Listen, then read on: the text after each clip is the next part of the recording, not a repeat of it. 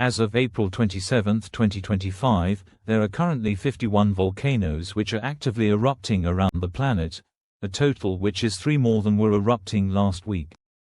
One of these erupting volcanoes is the Democratic Republic of the Congo's Nyiragongo volcano, which contains the world's largest active lava lake at the present, measuring 688 meters or 2,257 feet wide.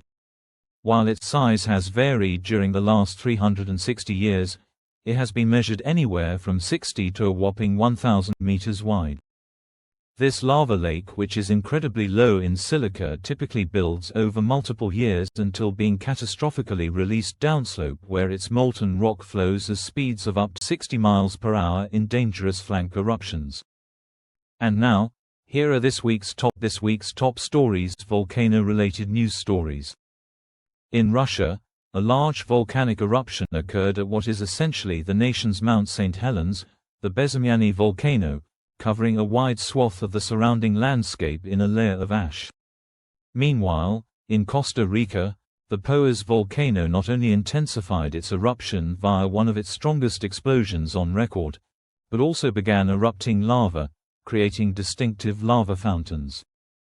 And, in what is this week's top Kilauea eruption story, after around a month of no or only weak lava effusion occurring, Hawaii's Kilauea volcano put on a show, generating sustained 250-meter or 820-foot high lava fountains.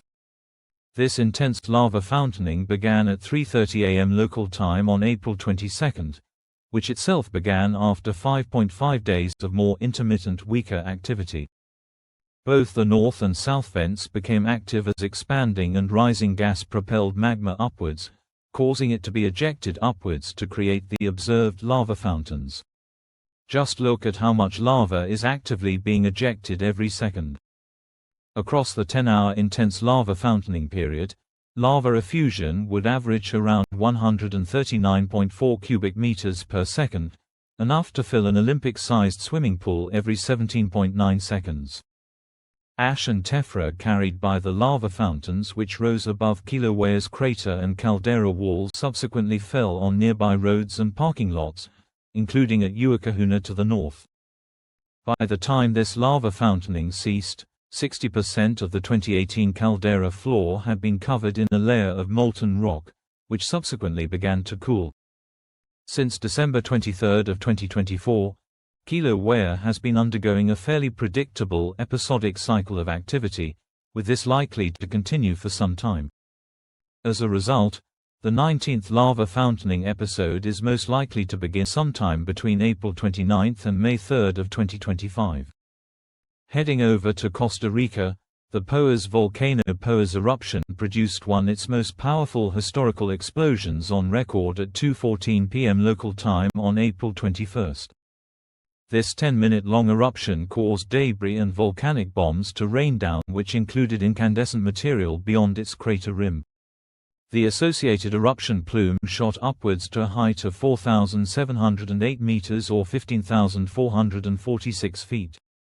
Subsequently drifting to the south and west, it caused ash to fall on multiple cities and towns, including the capital San Jose. The cause of this explosion was building pressure that prevented the vast majority of gas and pressure from being released for the prior 10 days finally being released.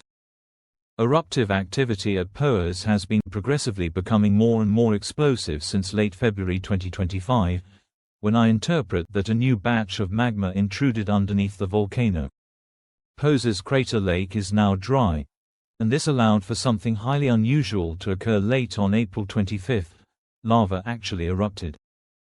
In fact, multiple sustained lava fountains as part of strombolian explosions were created, which I estimate peaked at around 150 meters in height. Magma is now clearly at shallow depths in its magma conduit, meaning more strombolian activity is likely, with the lesser potential for an actual small lava flow or lava dome to form. Meanwhile, in Russia, a large eruption occurred, Bezimianny eruption, from what I call the Mount St. Helens of the nation, the Bezimianny volcano.